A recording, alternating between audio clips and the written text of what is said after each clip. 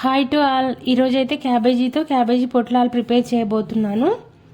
దీనికోసం ముందుగా క్యాబేజీ ఫ్రెష్గా కడిగి వీలైనంత చిన్న చిన్న పీసెస్గా కట్ చేసుకోవాలి, లేదంటే తురుముకోవాలి. తర్వాత ఒక పెద్ద కడాయి తీసుకొని కడాయిలో క్యాబేజీ మొత్తం అంతా తురుము వేసేసుకొని ఒక ఉల్లిపాయ కట్ చేసుకొని వేసుకోవాలి. 3 ఎండుమిర్చి, 3 పచ్చిమిర్చి 2 పీసెస్గా కట్ చేసుకొని వేసుకోవాలి.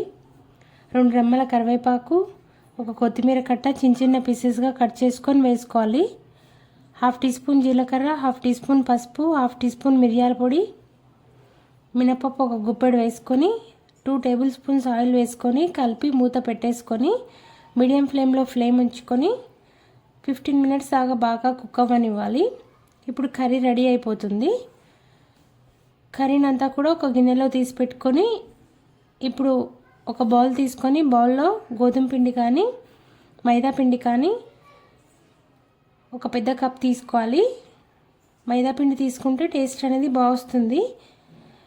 సో గోధుమ పిండి తీసుకున్నాను నేనైతే. దానిలో కొద్దిగా సాల్ట్, వంట సోడా యాడ్ చేసుకొని చపాతీ పిండి కన్సిస్టెన్సీకి కలుపుకోవాలి. మూత పెట్టి ఒక 5 మినిట్స్ నాననివ్వాలి.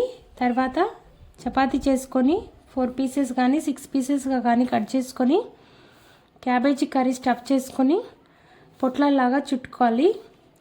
తర్వాత కడాయి పెట్టుకొని ఆయిల్ పోసుకొని ఆయిల్ వేడైన తర్వాత ఈ పొట్లాలన్నిటిని డీప్ ఫ్రై చేసుకోవాలి. అంతే, ఎంతో టేస్టీగా ఉండే క్యాబేజీ పొట్లాలు అయితే రెడీ అయిపోతాయి. సో మీడియం ఫ్లేమ్లో ఉంచుకొని ఫ్రై చేసుకున్నట్టయితే అంతా బాగా కుక్ అవుతుంది. టేస్ట్ కూడా చాలా బాగుంటుంది. ఒక 5-6 పచ్చిమిర్చి ఆయిల్లో ఫ్రై చేసుకొని మధ్య మధ్యలో నంచుకొని తింటుంటే టేస్ట్ అనేది చాలా బాగుంటుంది. ఇదండి ఇవాళ వీడియో. నచ్చినట్టయితే లైక్ చేయండి, షేర్ చేయండి, సబ్స్క్రైబ్ చేసుకోండి మన ఛానల్ని. అంతే ఈ వీడియో. Bye bye.